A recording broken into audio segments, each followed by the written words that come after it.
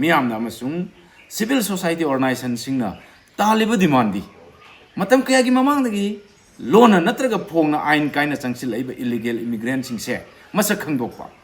makhoi mafam amada thamba amasung masa masa gi maramdamda halangiba masi loiraba matungda niyom chumna kanglon chumna tauba adugo makhalgi census do manipur miyamna yai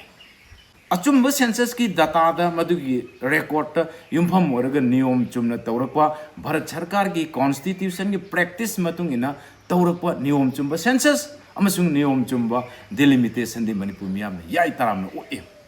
maru aina yumlonari ba Myanmar ki Chin state ki changsil laiba masigumba illegal immigrant mayam singchina iraipa iramda masigi yellow proof singbu manganna ba takanna ba ethnic cleansing gi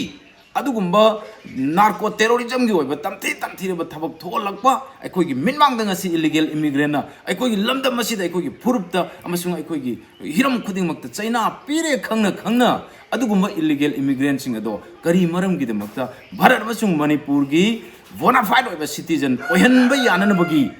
ahan ba khongthang census ase masi aikoi support tawdabagi maramdi masine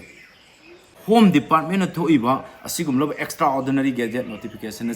Manipur miyamda kaihoba, Manipur gi census the way are haina changchiliba, Manipur miyamda kaihoba, henna mai chaing eda, ikang langsinba, mai chaing eda, tau hajin boy in the tokeni, masi equi I shaggy, my guide, you must see Yazining de, Madam Honorable Chief Minister, Masi Matang the Yanchin view,